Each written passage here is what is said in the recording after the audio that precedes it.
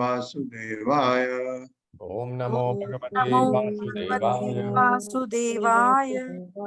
ओम नमो भगवते वासुदेवाय। ओम नमो भगवते वासुदेवाय। ओम नमो भगवते वासुदेवाय। ओम नमो भगवते वासुदेवाय। नारायणं नमस्कृत्य नारायणं नमस्कृत्य नरं चैव नरोत्तमं नरं चैव नरोत्तमं देवीं सरस्वतीं व्यासं देवीं सरस्वतीं व्यासं ततो जयमुदीरयेत्। ततो जयमुदीरयेत्।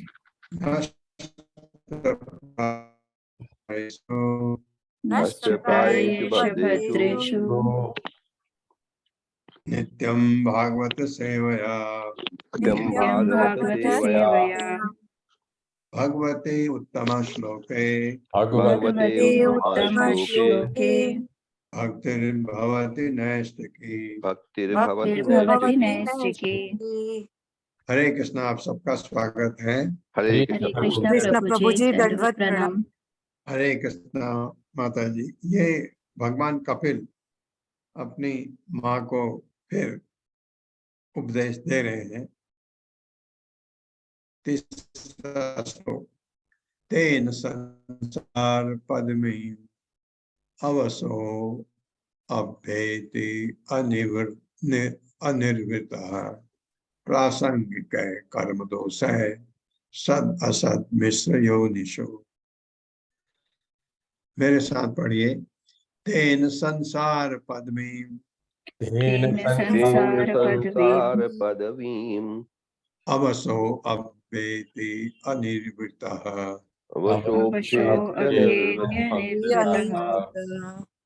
प्रासंगिक कर्म दोष है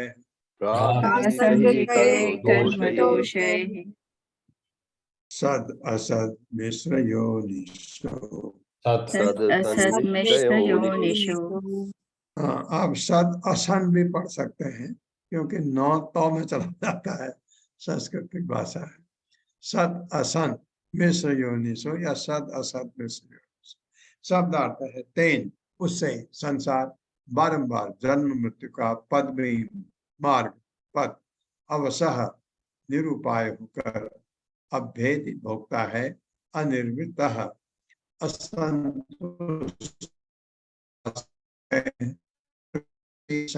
से उत्पन्न कर्म दोष है गलत कर्मों से सत अच्छा असत बुरा मिश्र मिला जुला योनिषु विविध योनियों में। अतः बद्ध जीव भौतिक प्रकृति के हम लोग हैं अपनी संगत के कारण उच्चतर तथा निम्नतर विभिन्न योनियों में देहांतर करता रहता है। जब तक वह भौतिक कार्यों से मुक्त नहीं हो लेता उसे अपने दोषपूर्ण कार्य के फलस्वरूप यह स्थिति स्वीकार करते रहनी पड़ती है। यह होता है बिल्कुल।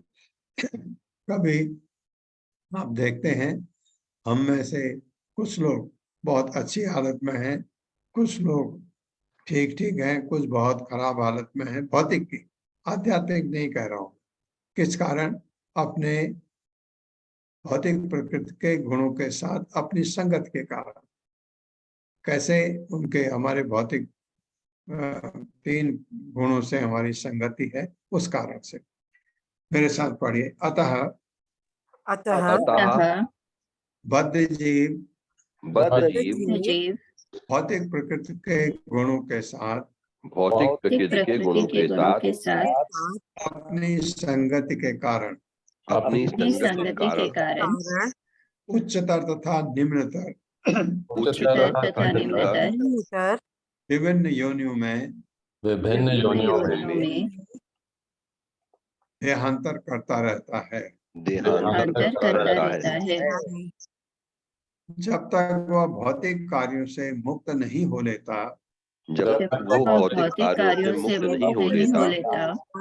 उसे अपने दोषपूर्ण कार्य के फलस्वरूप यह स्थिति स्वीकार करते रहनी पड़ती है।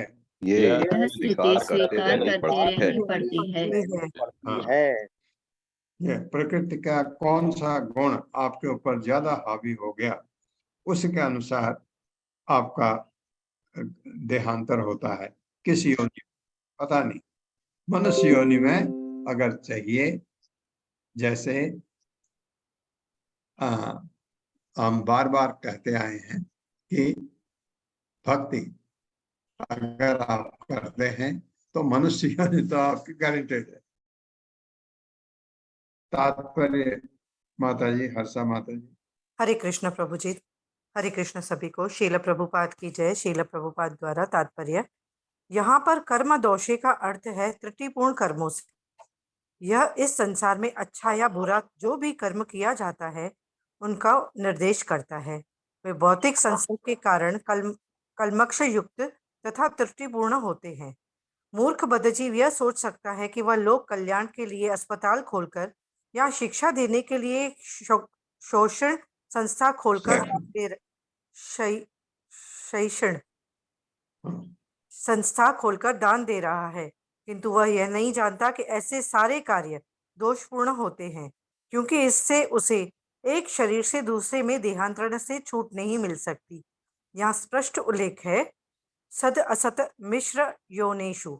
इसका अर्थ है कि इस संसार में अपने पुण्य कर्मों के लिए मनुष्य उच्च वंश में या उच्च लोकों में देवताओं के मध्य जन्म ले सकता है, किंतु इसका यह कार्य भी दोषपूर्ण है क्योंकि इससे मुक्ति नहीं मिलती।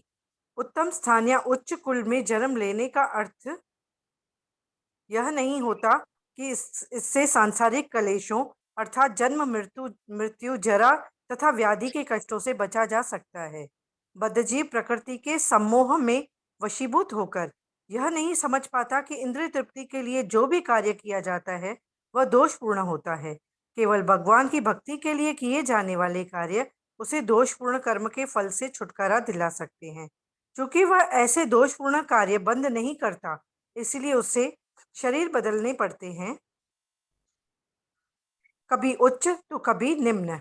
यह संसार पदिविम कहलाता है, जिसका अर्थ है यह जगत जिससे छुटकारा नहीं है। जो मनुष्य मुक्ति की कामना करता है उसे अपने कर्म भक्ति के लिए करने होंगे, इसका कोई विकल्प नहीं है। हरे कृष्ण प्रभु जी। उसका जो बहुत बढ़िया लिखा है तात्पर्य प्रभुपाद ने कि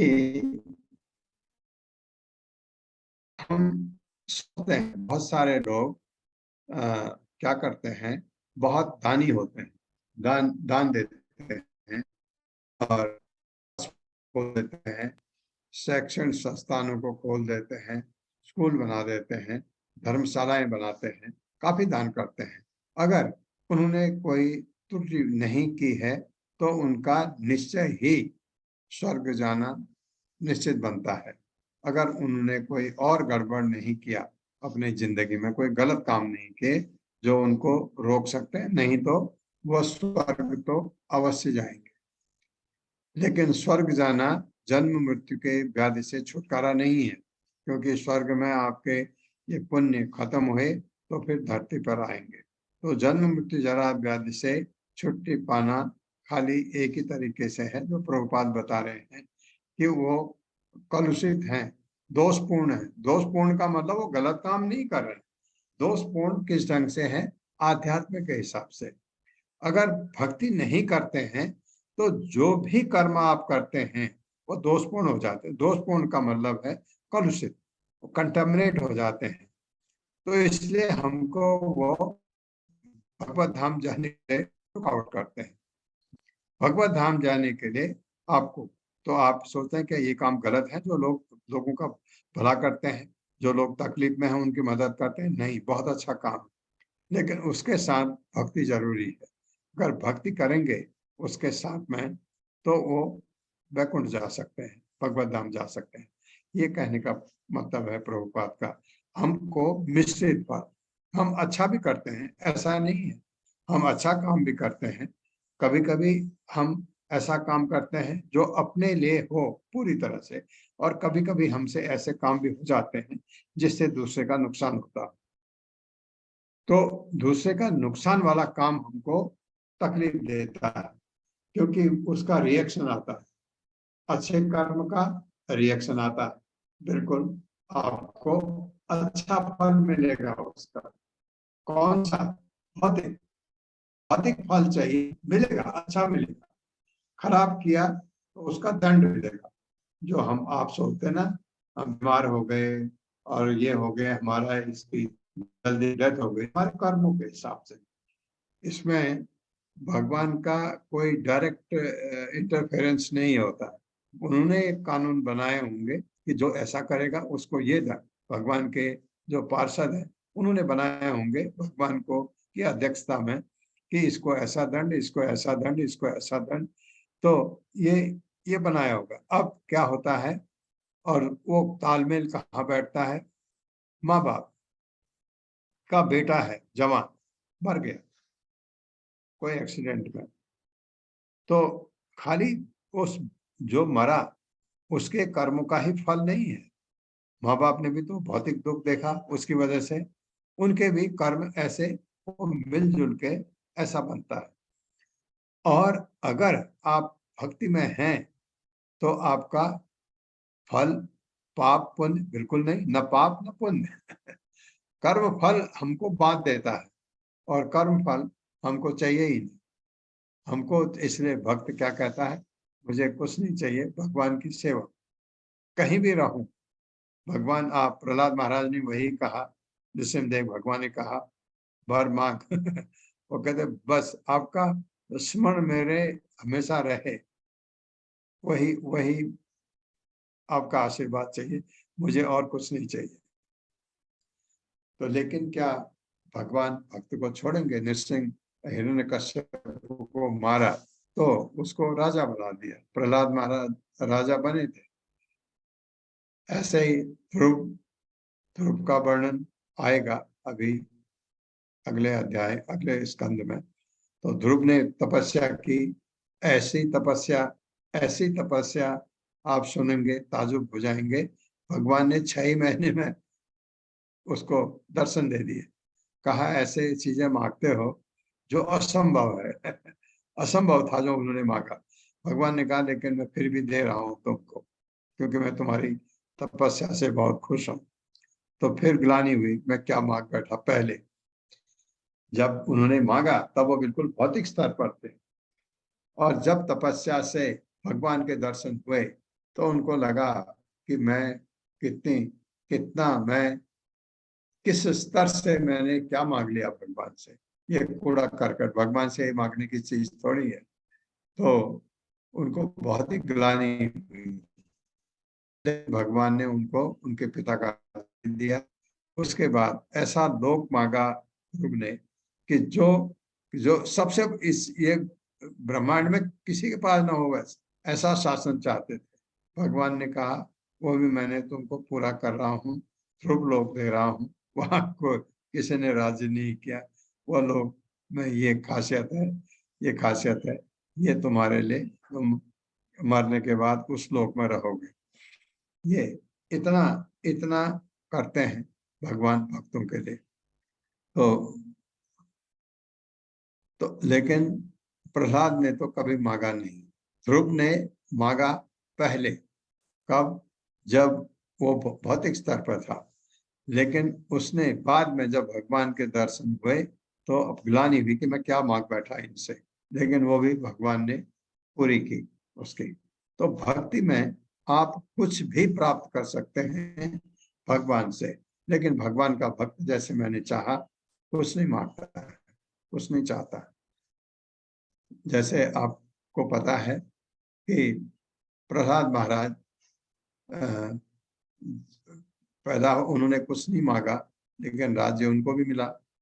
और क्या कश्यप दिति को कहते हैं कि तेरा जो पुत्र है दोनों राक्षस होंगे, बहुत तकलीफ देंगे जनता को, तो लेकिन एक चीज अच्छा है कि तेरा पोता, तेरे बेटे का बेटा भगवान का इतना महान भक्त बनेगा कि भगवान के ही बराबर उसको उसको इज्जत मिलेगी, उसको वही यश मिलेगा जो भगवान को है। भगवान नृसिंहदेव की जब हम पूजा करते हैं अधूरी है अगर प्रहलाद महाराज को नहीं करते हैं तो, क्योंकि महान भक्त थे प्रहलाद महाराज। तो ये फल मिलता है भक्ति से। चौथा श्लोक है, अर्थे ही अविद्यमाने अपि संस्कृते संस्कृति ही न निवर्तते ध्यायतो विषयानस्य आगमो यथा। मेरे साथ पढ़िए, अर्थे ही अविद्यमाने अपि अर्थे हि अविद्यमानेऽपि संस्कृति ही न निवर्तते संस्कृतिः न निवर्तते ध्यायतो विषयानस्य ध्यायतो विषयानस्य अपने आगमो यथा। स्वप्ने अनर्थागमो यथा। शब्दार्थ है, अर्थ है, असली कारण ही, निश्चय ही, अविद्यमाने उपस्थित होने पर संस्कृति ही सांसारिक दशा न नहीं निवर्तते रुकती है ध्यायतः ध्यान करने से विषयान भोग अस्य जीवात्मा का स्वप्ने स्वप्न में अनर्थ हानियों का आगम आना यथा जिस तरह वास्तव में जीवात्मा इस संसार से परे है, किंतु प्रकृति पर अधिकार जताने की अपनी मनोवृत्ति के कारण उसके संसार चक्र की स्थिति कभी रुकती नहीं और वह सभी प्रकार की अलाभ कर जिसमें कोई लाभ नहीं स्थितियों से प्रभावित होता है। जिस प्रकार की स्वप्न में होता है,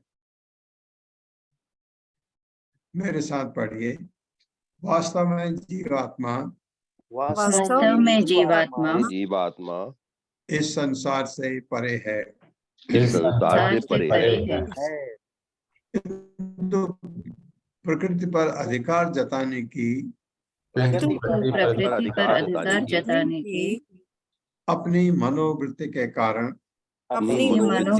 कारण उसके संसार चक्र की स्थिति कभी रुकती नहीं और वह सभी प्रकार की अलाभकर स्थितियों से प्रभावित होता है।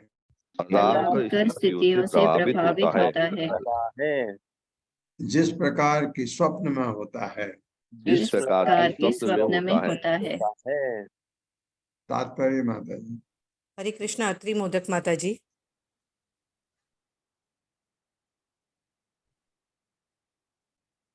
हरे कृष्ण माता जी। हरे कृष्ण सुधीर प्रभु जी। हरे अनम्यूट करें प्रभु जी। हरे कृष्णा सभी को। श्रील प्रभुपाद जी की जय। श्रील प्रभुपाद जी के द्वारा तात्पर्य। स्वप्न का उदाहरण अत्यंत उपयुक्त है। स्वप्न में हम विभिन्न मानसिक दशाओं के कारण हानिकारक तथा लाभ का परिस्थितियों में रहते हैं। इसी प्रकार आत्मा को इस प्रकृति से कुछ भी लेना देना नहीं, किंतु अधिकार जताने अपनी मनोवृत्ति के कारण उसे बद्ध होना पड़ता है। बद्ध दशा को यहाँ पर ध्यायतो विषयानस्य कहा गया है। विषय का अर्थ है भोग्य वस्तु। जब तक मनुष्य यह सोचता रहता है कि वह भौतिक लाभ उठा सकता है, तब तक वह बद्ध जीवन में बना ही रहता है। किंतु ज्यों ही उसे चेत होता है तो उसमें आत्मज्ञान उत्पन्न होता है कि वह भोक्ता नहीं है, क्योंकि एकमात्र भोक्ता श्री भगवान है। जैसा कि भगवद गीता 5.29 में पुष्टि की गई है, वह है यानी ईश्वर समस्त यज्ञों तथा तपस्याओं के फल का लाभ उठाने वाला यानी भोक्ताराम यज्ञ तप साम और तीनों लोकों का स्वामी है। सर्वलोक महेश्वरम, वही समस्त जीवात्माओं का असली सखा है, किंतु हम भगवान पर समस्त स्वामित्व भोग तथा समस्त जीवों के सखा होने का भार न छोड़कर अपने को ही स्वामी भोक्ता तथा सखा मानते हैं। हम यह सोचकर कल्याणकारी कार्य करते हैं कि हम मानव समाज के सखा हैं। कोई अपने को भले ही उत्तम राष्ट्रीय कार्यकर्ता, जनता तथा देश का सर्वश्रेष्ठतम मित्र कह ले, किंतु वह किसी का श्रेष्ठ मित्र नहीं हो सकता। एकमात्र मित्र तो श्री कृष्ण है। हमें चाहिए कि हम बद्ध जीव की चेतना को इस स्तर तक उठा दें कि वह यह समझने लगे कि कृष्ण वास्तव में उसका मित्र है। यदि वह कृष्ण से मित्रता स्थापित करता है तो उसे कोई कभी धोखा नहीं दे सकता और उसे वह सारी वांछित सहायता मिलती रहेगी। इस बद्ध जीव में इस चेतना को उत्पन्न करना सबसे बड़ी सेवा है। अपने को अन्य जीवात्मा का मित्र बताना कोई सेवा नहीं है। मित्रता की आसक्ति सीमित है। यद्यपि मनुष्य अपने को मित्र घोषित करता है, किंतु वह अनंत काल तक मित्र नहीं बना रह सकता। जीवात्माएं अनंत हैं और हमारे साधन सीमित हैं। अतः हम सामान्य लोगों को लाभ नहीं पहुंचा सकते। सामान्यतः लोगों की श्रेष्ठतम सेवा यही है कि हम उनमें कृष्ण भक्ति उत्पन्न करें, जिससे वे जान सकें कि कृष्ण ही परम भोक्ता, परम कर्ता तथा परम मित्र हैं। तब प्रकृति के ऊपर अधिकार करने का मोहक सपना भंग हो जाएगा। हरे कृष्णा। हाँ। धन्यवाद। अरे बहुत ही बढ़िया लिखा हुआ है कि हम सब, आप चाहते हैं, आप अच्छे इंसान हैं, आप चाहते हैं सबका भला हो, सबको ऐसा हो जाए, लेकिन कर नहीं सकते क्योंकि आपके जो पहुंच है सीमित है, आपके साधन सीमित है, नहीं कर सकते। हम एक काम हम कर सकते हैं कि किसी को भगवान कृष्ण की सेवा में लगा दें। कहे भाई ये हरे कृष्ण महामंत्र जपो और ये पढ़ो भगवत गीता, धीरे धीरे ये उसके कष्ट को मिटा सकता है। आदमी दुखी होते हैं ना, रोते हैं, बहुत खराब परिस्थिति में होते हैं, अगर भगवान से उनको जोड़ दो तो कम से कम उनमें ये रहेगा कि वो समझ सकेंगे ये हमारे कर्मों के फल हैं, इसको लेते हुए ही बढ़ना है आगे और भक्ति नहीं छोड़नी है। ये काम आप कर सकते हैं। हमारे पास कुछ नहीं है, लेकिन ये तो हम कर ही सकते हैं कि हम लोगों को भक्ति की तरफ ले जाएं। अगर आपने एक को भी कृष्ण भक्ति की तरफ ले गए तो आपका जीवन का लक्ष्य सफल हो जाता है। और आप ज्यादा लोगों को करें और बड़ी बात है, क्योंकि आज नेट थोड़ा अनस्टेबल हो रहा है, बार बार मुझे दिख रहा है स्क्रीन पर, तो आप लोगों को ये सहन करना पड़ेगा मेरे साथ। 5वां श्लोक है, अतएव शनैः चित्तम प्रसक्तम असताम पथि भक्ति योगेन तीव्रेण विरक्त्या च नयेद् वशम्। मेरे साथ पढ़िए, अतएव शनैः चित्तम अतएव शनैश्चित्तम् प्रसक्तम असताम पथि प्रसक्तम् असतां पथि भक्ति योगेन तीव्रेण भक्ति योगेन तीव्रेण विरक्त्या च नयेद् वशम्। विरक्त्या च नयेद् वशम्। शब्दार्थ है अतएव, अतः इसलिए, शनैः धीरे धीरे, चित्तम मन चेतना को, प्रसक्तम आसक्त, असताम भौतिक भोगों के, पथि पथ पर, भक्ति योगेन भक्ति से, तीव्रेण अत्यंत गंभीर, विरक्त्या विरक्ति से, बिना आसक्ति के, च तथा नए वह लावे वसम वश। प्रत्येक बद्ध जीव का कर्तव्य है कि वह भौतिक सुख भोग के प्रति आसक्त अपनी दूषित चेतना को विरक्ति पूर्वक अत्यंत गंभीर भक्ति में लगावे। इस प्रकार उसका मन तथा चेतना पूरी तरह बस में हो जाएंगे। हमारा मन तथा चेतना ये हमारे बस में हो जाए तो आप जो चाहते हैं वो कर सकते हैं। मेरे साथ पढ़िए, प्रत्येक बद्ध जीव का कर्तव्य है कि प्रत्येक बद्ध जीव का कर्तव्य है कि वह भौतिक सुख भोग के प्रति भौतिक सुख भोग के प्रति आसक्त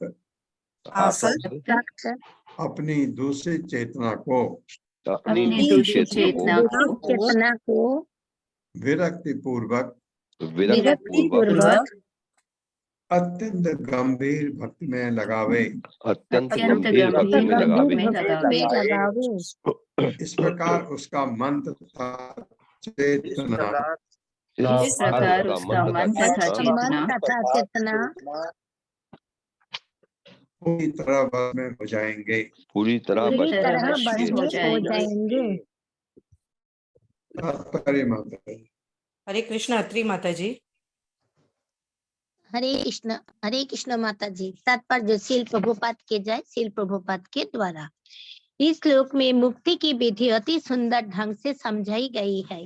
भौतिक प्रकृति द्वारा बद्ध किए जाने के कारण ही मनुष्यों का ये सोचना है कि वो स्वयं भोक्ता, कर्ता या समस्त जीवों का मित्र है। ये मिथ्या विचार इंद्रियों भोग के चिंतन का परिणाम है।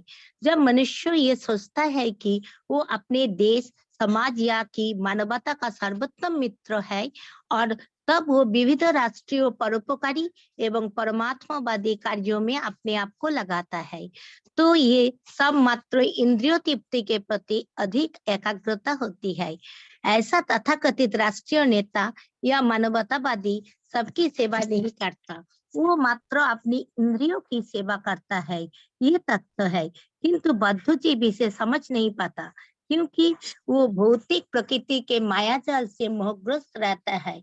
अतः इस श्लोक में संस्तुति की गई है कि मनुष्य श्री भगवान की भक्तिमय सेवा अत्यंत गंभीरता पूर्वक करे। इसका अर्थ ये हुआ कि मनुष्य अपने आप को कर्ता, हितैषी, मित्र या भोक्ता न समझे। उसे सदैव उसका भान होना चाहिए कि वास्तविक भोक्ता तो पूर्ण पुरुषोत्तम भगवान श्री कृष्ण है। यही भक्ति योग का मूल सिद्धांत है। मनुष्य को इन तीन सिद्धांतों के प्रति पूर्ण रूप से आश्वस्त हो जाना चाहिए कि भगवान श्री कृष्ण स्वामी है, भगवान श्री कृष्ण भोक्ता है और भगवान श्री कृष्ण ही मित्र है। उसे इन सिद्धांतों को न केवल स्वयं समझना चाहिए, अपितु उसे चाहिए कि अन्यों को भी विश्वास दिलाए कि कृष्ण भक्ति का प्रसार करे। जैसे ही मनुष्य अपने आप को श्री भगवान की ऐसी गंभीर भक्ति में लगा लेता है, भौतिक प्रकृति के ऊपर झूठे ही स्वामित्व दिखाने के रुचि स्वाभाविक रूप से दूर हो जाती है। ये अनासक्ति वैराग्य कहलाती है। तथाकथित भौतिक स्वामित्व में लीन रहने के बजाय जब मनुष्य कृष्ण भक्ति में लग जाता है, तो यही चेतना यानी चित्त का नियंत्रण है। योग विधि में इंद्रियों का निरोध आवश्यक है।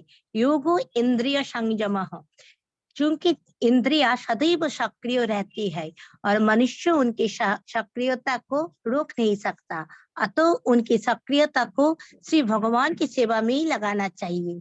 यदि किसी कृत्रिम ढंग से कोई इंद्रियों को सक्रियता को रोकना चाहिए तो प्रयास असफल रहता है। यहाँ तक कि महान योगी विश्वामित्र, जो अपनी इंद्रियों को योग विधि से बस में करने का प्रयत्न कर रहे थे, लेकिन मेनका के सौंदर्य के शिकार हो गए। ऐसे अनेक उदाहरण है। जब तक मनुष्य का मन तथा चेतना भक्तिमय सेवा में पूर्ण रूपेण संलग्न नहीं होते, तब तक मन की इंद्रिय तृप्ति की कामनाओं में लगे रहने की संभावना बनी रहती है। इस श्लोक में एक अत्यंत महत्वपूर्ण बात इंगित की गई है। यह है प्रसक्तम असतांग पथि। मन सदैव असत अर्थात क्षणिक भौतिक अस्तित्व में अनुरक्त रहता है। चूंकि हम अनादिकाल से भौतिक प्रकृति के संसर्ग में रहे हैं, अतः हम इस क्षणिक भौतिक प्रकृति के प्रति आसक्त रहने के आदि हो चुके हैं। मन को परमेश्वर के शाश्वत चरण कमल में स्थिर करना होगा। सवै मन कृष्ण पदारविंदय हो। मनुष्य को अपने मन को भगवान श्री कृष्ण के चरण कमल में स्थिर करना होता है, तभी सब कुछ ठीक हो सकेगा। इस प्रकार इस श्लोक में भक्ति योग की गंभीरता पर बल दिया गया है। हरे कृष्ण। बहुत अच्छा। सवै मन कृष्ण पदारविंदयो, मन भगवान के चरणों पर लग जाए, बस फिर इंद्रियां उनकी सेवा में। ये प्रभुपाद कहते हैं कुछ कृत्रिम ढंग से इनको बस में करने की कोशिश करते हैं तरीके, टेक्निकल तरीके हैं जिससे आप अपने इंद्रियों को बस में कर सकते हैं। बहुत कठिन है। आपने देखा कि आप थोड़ी देर के लिए आप अष्टांग योग को देखिए, ध्यान योग को देखिए, कितना कठिन है, क्योंकि उनमें इंद्रियां बस में करके ही आगे बढ़ना पड़ता है। तो इंद्रियां बस में करना तो बस में है ही नहीं। तो आप करोड़ों में देखेंगे तो 2-4 लोग मिल सकते हैं जो जिन पर भगवान की कृपा हो। लेकिन भक्ति योग में क्या है? मन भगवान की भक्ति पर लगाना। एक बार मन आपका मान जाए मुझे और कुछ नहीं, भगवान की ही सेवा करनी है, इंद्रिया उनकी उसके अंडर, सवै मन कृष्ण पदार बिंदयो। एक चीज ये समझना है हमको कि हम भगवान के सेवक हैं। जब तक ये समझ में नहीं आएगा हमारे, तब तक हमारी लुटिया डूबते ही रहेगी। भोक्ताराम यज्ञ तपसाम सर्वलोक महेश्वरम सुहृद सर्वभूतानाम ज्ञात्वा माम शांतिम पृच्छते। 5वें अध्याय का आखिरी श्लोक। भगवान ही भोक्ता हैं, हम उनके सेवक हैं, हम भोग्य हैं। भगवान हमको भोग सकते हैं, हम भगवान की सेवा कर सकते हैं। ये आ जाए आपके मन में एक बार, तो सब सफल हो जाएगा। फिर आप करते हैं, सब जो काम करते हैं, जो सब कुछ जैसा आप कर रहे हैं अभी करते, उसी को आप कृष्णमय बना देते हैं। आपका घर कृष्णमयी, आपका ऑफिस का कार्य कृष्णमयी, आपके लोगों से संपर्क कृष्णमयी, तो सब आपका सब चीज कृष्ण भावना भावित हो जाता है, जीवन हमारा सफल हो जाता है। 6वां श्लोक। यम आदिभिर्योग पथै अभ्यसन श्रद्धयान्वितः मयि भावेन सत्येन मत्व कथा श्रवणेन श्रवणेन। मेरे साथ पढ़िए। यम आदिभिर्योग पथै अभ्यसन श्रद्धयान्वितः मयि भावेन सत्येन मत्कथा श्रवणेन च।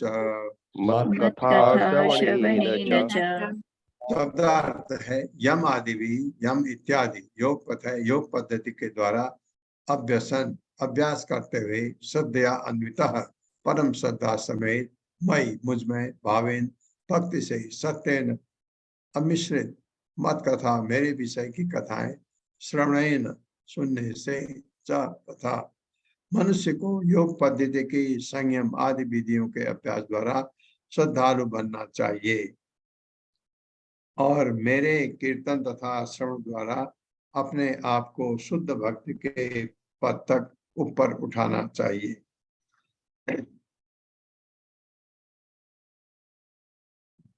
मेरे साथ पढ़िए। मनुष्य को योग पद्धति की संयम आदि विधियों के अभ्यास द्वारा श्रद्धालु बनना चाहिए और मेरे कीर्तन तथा श्रवण द्वारा अपने आप को शुद्ध भक्त के पद तक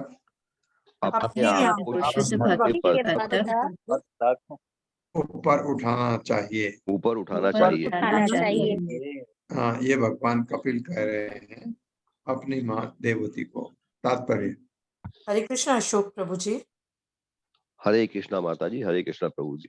शीला प्रभुपाद जी की जय। शीला प्रभुपाद जी द्वारा तात्पर्य। योगाभ्यास की 8 अवस्थाएं हैं। यम, नियम, आसन, प्राणायाम, प्रत्याहार, धारणा, ध्यान तथा समाधि। यम तथा नियम का अर्थ है कठिन नियमों का पालन करते हुए संयम का अभ्यास करना। आसन से बैठने की विधियों का द्योतन होता है। इनके द्वारा श्रद्धा पद तक पहुंचा जा सकता है। शारीरिक कसरत के द्वारा योगाभ्यास अंतिम लक्ष्य नहीं है। असली उद्देश्य तो मन को केंद्रित करना तथा अपने आप को श्रद्धापूर्ण भक्ति के पद पर पहुंचने के लिए प्रशिक्षित करना है। योग या अन्य किसी आध्यात्मिक क्रिया के अभ्यास में भावेन या भाव एक महत्वपूर्ण कारक है। भगवत गीता 10.8 में भाव की व्याख्या इस प्रकार की गई है। बुधा भाव समन्वितः। मनुष्य को कृष्ण प्रेम के विचार में लीन रहना चाहिए। जब वो ये जान जाता है कि भगवान कृष्ण ही सभी वस्तुओं के स्रोत हैं और सारी वस्तुएं उन्हीं से उद्भूत होती हैं, अहम सर्वस्य प्रभवः, तो वो वेदांत की सूक्ति जन्माद्यस्य यतः सभी वस्तुओं का मूल स्रोत को समझता है और तब वो भाव या ईश्वर प्रेम की प्रारंभिक अवस्था में लीन हो जाता है। रूप गोस्वामी ने भक्ति रसामृत सिंधु में बड़े ही सुंदर ढंग से समझाया है कि किस तरह ये भाव प्राप्त किया जाता है। उनका कथन है कि सबसे पहले मनुष्य को श्रद्धालु बनना होता है। श्रद्धान्वितः, श्रद्धा की प्राप्ति या तो योगाभ्यास में, जिसमें विधि विधानों एवं आसनों का अभ्यास किया जाता है, या भक्ति योग में सीधे लगने से होती है। जैसा कि पिछले श्लोक में कहा गया है, भक्ति योग के 9 विभिन्न कार्यक्रमों में सबसे पहला है कीर्तन तथा भगवान के विषय में श्रवण करना। इसका भी यहाँ उल्लेख हुआ है। मत कथा श्रवणेन च, मनुष्य योग के विधि विधानों का पालन करके श्रद्धान्वित पद तक पहुंच सकता है और यही पद भगवान के दिव्य कार्यकलापों के मात्र कीर्तन तथा श्रवण द्वारा भी प्राप्त किया जा सकता है। च शब्द महत्वपूर्ण है। हाँ, भक्ति योग प्रत्यक्ष है और अन्य विधि अप्रत्यक्ष है, किंतु यदि अप्रत्यक्ष विधि को अपनाया जाए तो भी वो सफलता प्राप्त नहीं होती जब तक कि भगवान की महिमा के श्रवण तथा कीर्तन की प्रत्यक्ष विधि ग्रहण न की जाए। इसीलिए यहाँ सत्येन शब्द स्वामी श्रीधर का टीका है कि सत्येन का अर्थ है निष्कपटेन, छल कपट के बिना। निर्विशेषवादी छल कपट से परिपूर्ण होते हैं। कभी कभी वे भक्त करने का स्वांग भरते हैं, किंतु उनका चरम लक्ष्य परमेश्वर से तादात्म्य रहता है। ये छल या कपट है। भागवत ऐसे कपट की अनुमति प्रदान नहीं करता। श्रीमद् भागवत के प्रारंभ में स्पष्ट उल्लेख है परमो निर्मत्सराणाम। ये श्रीमद् भागवत भाष्य उन लोगों के लिए है जो ईर्ष्या से पूर्णतया मुक्त है। इसी बात पर पुनः बल दिया गया है। श्री भगवान के प्रति पूर्णतया श्रद्धावान हुए और भगवान की महिमा का श्रवण तथा कीर्तन किए बिना मुक्त की कोई संभावना नहीं रहती। हरे कृष्ण प्रभु जी। हरे कृष्ण माता जी। धन्यवाद। भक्ति में आप जो कर रहे हैं हरे कृष्ण महामंत्र का जप, हरे कृष्ण कृष्ण कृष्ण हरे हरे, हरे राम राम राम हरे हरे। आप जितने भी लोग क्लास में हैं, आज तो संडे है, थोड़ा कम है, सब लोगों को कम से कम एक माला अवश्य जपनी चाहिए, क्योंकि आप भागवतम सुन रहे हैं। ये मेरी आपसे मेरा अनुरोध है, आपसे विनती है कि कम से कम, कुछ लोग तो 16 माला जपते हैं, आप लोगों में भी कम से कम एक माला हर कोई जपे, एक से बढ़ाए ऊपर, क्योंकि इससे हमको ज्ञान होता है और इसमें कपट नहीं होना चाहिए। कपट करते कुछ है और दिखाते कुछ है, ये क्योंकि आप भगवान को नहीं ठग सकते। अब हमको ठग सकते, भगवान को नहीं। आपको थोड़ा नॉइज बैकग्राउंड में आ रही है क्योंकि यहाँ होली का उत्सव है। यहाँ होली बहुत ही सुंदर ढंग से मनाई जाती है। अभी थोड़ी देर में ये होली गाते हैं। होली में ज्यादातर भगवान कृष्ण की ही होलियां हैं। बड़ा अच्छा लगता है मुझे सुनने में, गाने में भी। तो ये कार्यक्रम चलता है शाम को 5 बजे, फिर रात को फिर होली बैठ के गाते हैं। वो रात को 11 बजे तक चलता है। पहले 2 बजे तक चलता था जब मैं छोटा बच्चा था, लेकिन अभी 11 बजे तक चलता है, क्योंकि सुबह उठ के एक काम और फिर करना है, तो उसी की तैयारी हो रही है होली के, इसलिए वो नॉइज आ रहा आपको, तो उसको स्वीकार करें। सर्वभूत समत्वेन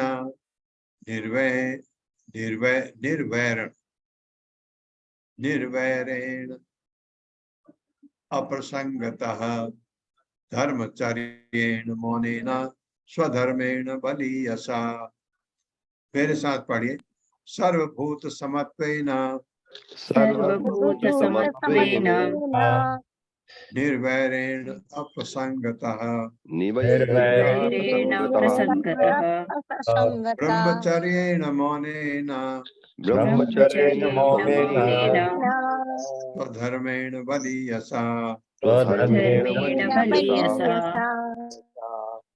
शब्दार्थ है सर्व सभी, भूत जीव, समत्वेन समान रूप से देखने से, निर्वैरेण बिना शत्रुता के, अप्रसंगतः बिना घनिष्ठ संबंध के, ब्रह्मचर्येण ब्रह्मचर्य के द्वारा, मौनेन मौन व्रत से, स्वधर्मेण अपनी वृत्ति से, बलि यशा फल को अर्पित करने से, भक्तिमय सेवा संपन्न करने में, मनुष्य को प्रत्येक जीव को समभाव से एवं किसी के प्रति शत्रुता रहित होते हुए घनिष्ठता से रहित होकर देखना होता है।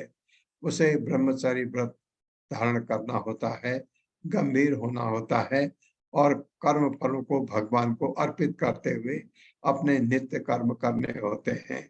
ये कर्म फल भगवान को छोड़ दो, हो गया काम, और बाकी अपना भगवान की भक्ति। ये 9 सोपान भक्ति के बस में हम कीर्तन करते हैं। हरे कृष्ण कृष्ण कृष्ण हरे हरे, हरे राम राम राम हरे हरे। ये 1 सोपान ये ले और श्रवण भी करते हैं। आप भागवतम सुन रहे हैं, भगवत गीता सुनते हैं और पढ़ते हैं, तो ये आपके भक्ति चल रही बहुत अच्छी। बस इसमें पाखंड नहीं होना चाहिए। मेरे साथ भक्तिमय सेवा संपन्न करने में, भक्तिमय सेवा संपन्न करने में मनुष्य को प्रत्येक जीव को प्रत्येक जीव को समभाव से एवं किसी के प्रति शत्रुता रहित होते हुए घनिष्ठता से रहित होकर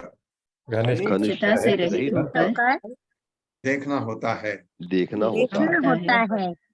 उसे ब्रह्मचर्य व्रत धारण करना होता है, गंभीर होना होता है, और कर्म फलों को भगवान को अर्पित करते हुए अपने नित्य कर्म करने होते हैं। प्रत्येक जीव को समभाव से देखना बिल्कुल सही बात है। लेकिन अगर सांप या बिच्छू आ जाए जो आपको नुकसान पहुंचा सकता है बिना आपकी गलती के, कुछ ऐसे जीव हैं जो ये नहीं देखते हैं कि आप अच्छे हैं बुरे हैं, वो आपको नुकसान कर सकते हैं अगर आप उनके सामने पड़ गए तो उसके लिए बताया गया है ये शास्त्रों में। मैंने 2 जगह, एक जगह कल पढ़ा था, एक जगह पहले कभी पढ़ा था, 1-2 बार सुना भी है कि सांप और बिच्छू अगर आपके घर में आ जाए तो उसको आप मारने में हिचकिचाएं नहीं, क्योंकि वो आपको नुकसान कर सकते हैं। किसको? आपके घर में सब भगवान के भक्त हैं, भगवान के भक्तों को जो नुकसान पहुंचाता है उनको आप दंड दे सकते हैं। इसी तरह आप भक्ति कर रहे हैं, मच्छर आपको बार बार तंग कर रहे हैं, आप मंदिर में आरती कर रहे हैं, मच्छर आरती नहीं करने दे रहे हैं, तो उनको आप क्या कर सकते हैं? भगवान के सामने तो नहीं मार सकते, उनको आप कोई प्रोपेलेंट यूज करके जिससे मच्छर भाग जाए, ये करके बाद में जो उपाय हो, उनको नुकसान भी हो तो हो, आप उनको हटा सकते हैं। ये चीज तात्पर्य माता जी। हरे कृष्ण सोनिया अग्रवाल माता जी। हरे कृष्ण माता जी। श्रील प्रभुपाद जी की जय। तात्पर्य श्रील प्रभुपाद जी के द्वारा। पूर्ण पुरुषोत्तम भगवान का भक्त जो गंभीरता पूर्वक भक्तिमय सेवा में लगा रहता है, उसके लिए सभी जीव एक समान होते हैं। जीवों की विभिन्न योनियां होती है, किंतु भक्त बाहरी आवरण को नहीं देखता, वह तो शरीर के भीतर निवास करने वाले आत्मा को देखता है। क्योंकि प्रत्येक जीव पूर्ण पुरुषोत्तम परमेश्वर का अंश है, अतः वह इनमें कोई अंतर नहीं देखता। विद्वान भक्त की यही दृष्टि है। जैसा कि श्रीमद् भगवद गीता में कहा गया है, कोई भक्त या विद्वान साधु एक ज्ञानवान ब्राह्मण, कुत्ते, हाथी या गाय में कोई अंतर नहीं देखता, क्योंकि वह जानता है कि शरीर तो केवल बाह्य आवरण है और आत्मा ही परमेश्वर का अंग है, आत्मा ही परमेश्वर का अंश है। भक्त की किसी भी जीव से शत्रुता नहीं होती, किंतु इसका अर्थ यह नहीं है कि वह सबसे घुल मिल जाता है, इसकी तो रोक रहती है। अप्रसंगतः का अर्थ ही है किसी के साथ घनिष्ठता का न होना। भक्त को अपनी भक्तिमय सेवा को संपन्न करने से काम रहता है। अतः उसे अपना लक्ष्य पूरा करने हेतु केवल भक्तों से मिलना जुलना चाहिए। उसे अन्य व्यक्तियों से मिलने की आवश्यकता नहीं रहती, क्योंकि यद्यपि वह किसी को अपना शत्रु करके नहीं मानता, अतः उसका उठना बैठना भक्ति में लगे हुए व्यक्तियों के साथ ही होता है। भक्त को ब्रह्मचर्य व्रत का पालन करना चाहिए। ब्रह्मचर्य के लिए यह आवश्यक नहीं है कि वह विशेष जीवन में सर्वथा मुक्त हो। ब्रह्मचर्य व्रत के अंतर्गत अपनी पत्नी से संतुष्ट रहना भी अनुमत है। सर्वश्रेष्ठ नीति तो विषयी जीवन से सर्वथा बचे रहना है। प्राथमिकता भी इसी की होती है। अन्यथा धार्मिक नियमों के अनुसार भक्त विवाह कर सकता है और अपनी पत्नी के साथ शांतिपूर्वक रह सकता है। भक्त को अनावश्यक नहीं बोलना चाहिए। गंभीर भक्त के पास वृथा बोलने हेतु समय नहीं रहता। वह सदैव कृष्ण भक्ति में व्यस्त रहता है। जब भी वह बोलता है तो भगवान श्री कृष्ण के विषय में बोलता है। मौन का अर्थ है चुप्पी। चुप्पी का अर्थ यह नहीं है कि मनुष्य बिल्कुल बोले ही नहीं, वरन यह है कि वह व्यर्थ न बोले। उसे भगवान श्री कृष्ण के विषय में बोलने हेतु अति उत्साहित रहना चाहिए। यहाँ पर जो अन्य महत्वपूर्ण बात बताई गई है वह है स्वधर्मेना, अर्थात अपने सनातन कर्तव्य के अनन्य भाव में लगे रहना, जिसका अर्थ यह है कि भगवान के नित्यदास के रूप में कार्य करना या कृष्ण भावनामृत में कार्य करना। अगले शब्द बलियसा का अर्थ है सारे कार्यों का फल पूर्ण पुरुषोत्तम भगवान को अर्पित करना। भक्त कभी अपनी इंद्रिय तृप्ति के लिए कोई कार्य नहीं करता। वह जो भी कमाता है, जो भी खाता है और जो भी करता है, वह पूर्ण पुरुषोत्तम भगवान को प्रसन्न करने हेतु अर्पित कर देता है। हरे कृष्ण प्रभु जी। हरे कृष्ण। सब बता दिया, बहुत बढ़िया प्रभुपाद ने। अगर आपने सुना है तो मुझे कुछ बोलने की जरूरत नहीं है। यदृश्या उपलब्धेन संतुष्टो मितभुङ् मुनिः विविक्त शरणः शांतो मैत्रः करुणात्मवान्। मेरे साथ पढ़िए। यदृच्छया उपलब्धेन यदृच्छयोपलब्धेन संतुष्टो मितभुङ् मुनिः संतुष्टो मितभुङ् मुनिः विविक्त शरणः शांतो विविक्त शरणः शांतो मैत्रः करुणात्मवान्। मैत्रः करुणात्मवान्। शब्दार्थ है यदृच्छया, बिना कठिनाई के, उपलब्ध है ना, जो कुछ उपलब्ध है उसी से संतुष्ट मित कम भूख खाकर, जो भूंग है उसको भूख भी पड़ सकते हैं। मुनि ही विचारवान, विविक्त शरण, एकांत स्थान में रहकर, शांत स्वभाव, मैत्री पूर्वक, करुणा दया, आत्मवान स्वरूप सिद्ध।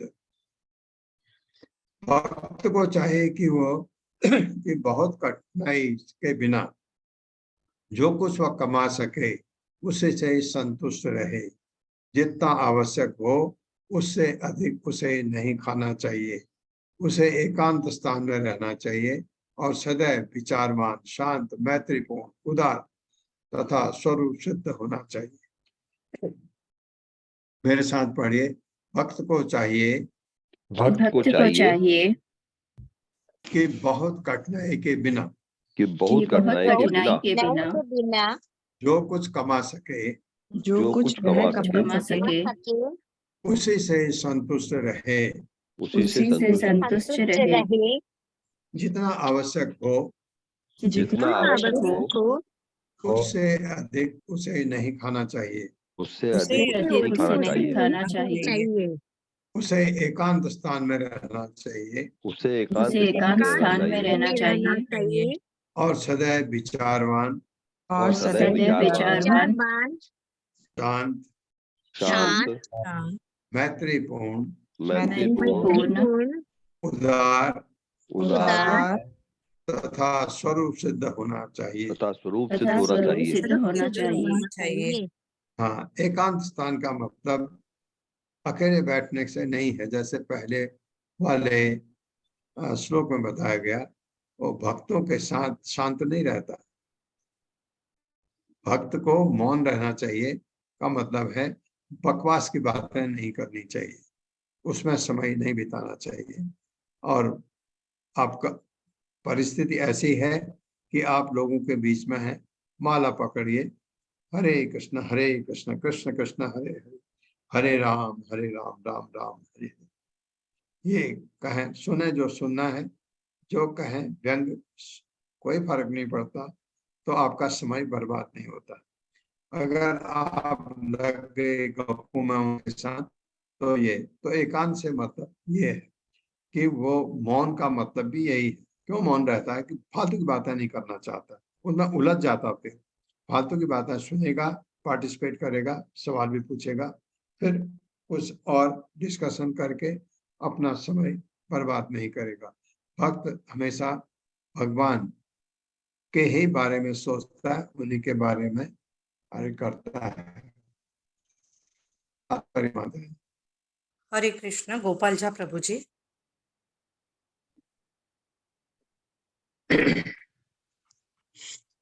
हरे कृष्ण गोपाल झा प्रभु जी। हरे कृष्ण प्रभु जी, दंडवत प्रणाम।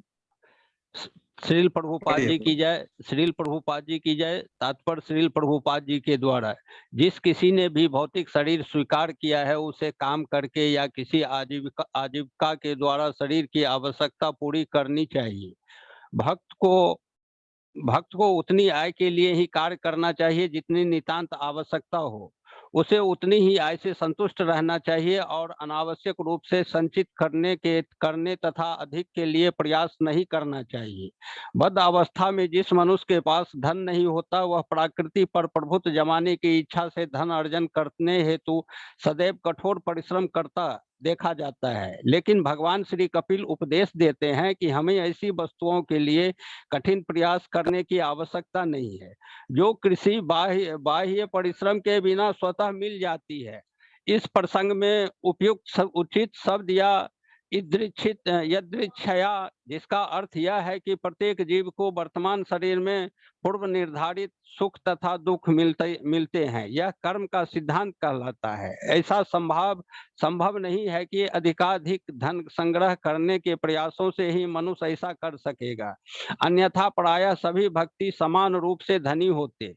वास्तव में प्रत्येक व्यक्ति अपने पूर्व निर्धारित कर्म के अनुसार धन उपार्जन करता है तथा उसका संचय करता है। श्रीमद् भागवत के इस निष्कर्ष के अनुसार कभी कभी हमें बिना प्रयास किए ही अत्यंत संकटमय तथा कष्टमय परिस्थितियों का सामना करना पड़ सकता है, और इसी प्रकार हमें बिना प्रयास के वैभवपूर्ण परिस्थितियों भी प्राप्त हो सकती है। इसीलिए परामर्श दिया जाता है कि हमें उन वस्तुओं को अपने पूर्व निर्धारित रूप से आने देना चाहिए। हमें अपना अमूल्य समय श्री कृष्ण संपन्न करने में लगाना चाहिए। दूसरे शब्दों में मनुष्य को अपनी सहज अवस्था से संतुष्ट रहना चाहिए।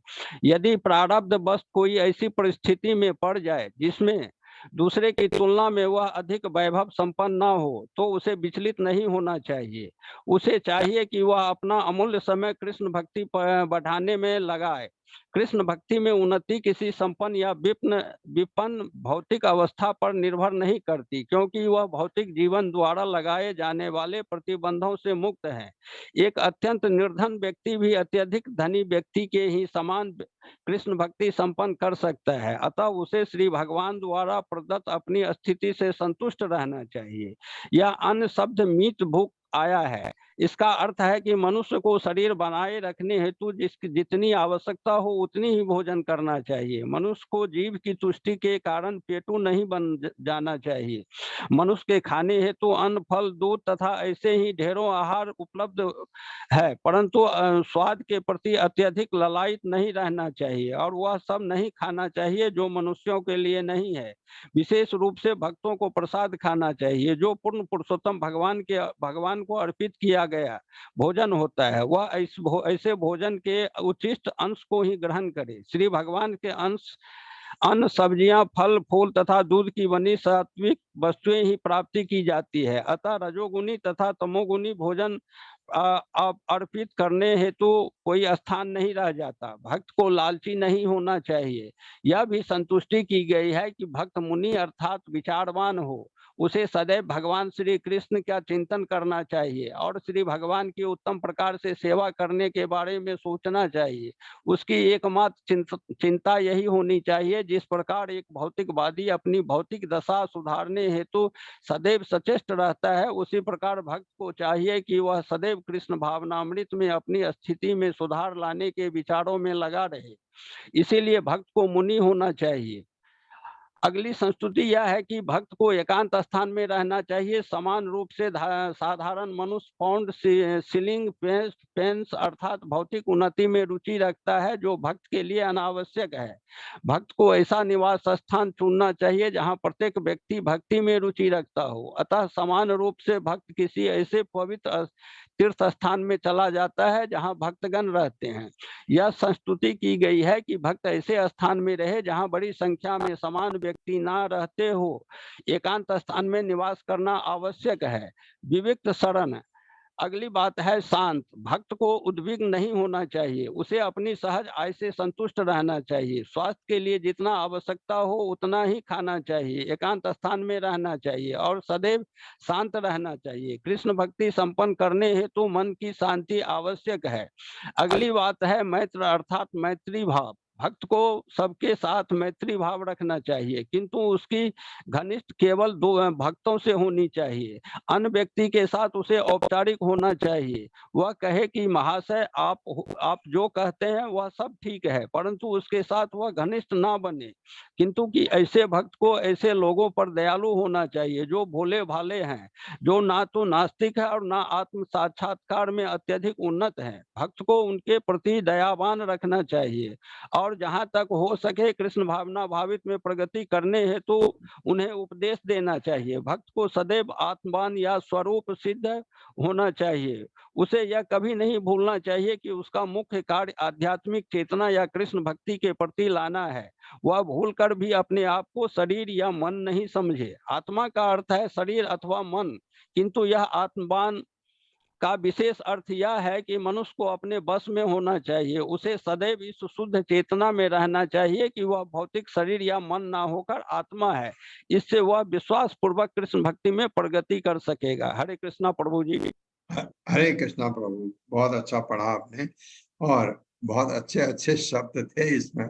उसका आपको भगवान ने अवसर दिया उनको प्रभुपाद के शब्दों को हमारे सामने प्रस्तुत करने के लिए। बहुत ही अच्छा लिखा है प्रभुपाद ने। ये क्या होना चाहिए भक्त को? शांत, लालची नहीं होना चाहिए और अपना समय जो समय मिलता है भक्ति में बिताना चाहिए। जो है उसमें खुश रहना चाहिए। लालच नहीं है तो आप कभी कम्पीट नहीं करेंगे, आपकी प्रतिस्पर्धा नहीं रहेगी बगल वाले से। तो आपको जो है उसी में संतुष्ट रहें और अपना समय जो आपके पास बचता है उस समय को भक्ति में लगाना चाहिए। ओम अज्ञानतिमिरान्धस्य ज्ञानाञ्जनशलाकया चक्षुरुन्मिलितं तस्मै श्री गुरुवे नमः। नमः विष्णुपादाय कृष्णप्रेष्ठाय भूतले श्रीमते भक्तिवेदांत स्वामिनिति नामिने। नमस्ते सारस्वती देवे गौरवाणी प्रचारिणे निर्विशेष शून्यवादी वाचालदेशतारिणे। जय हो श्री कृष्ण चैतन्य प्रभु नित्यानंद श्री अद्वैत गदाधर शिवासादि गौर भक्त। हरे कृष्णा कृष्ण कृष्णा हरे हरे, हरे राम राम राम हरे हरे कृष्णा। आप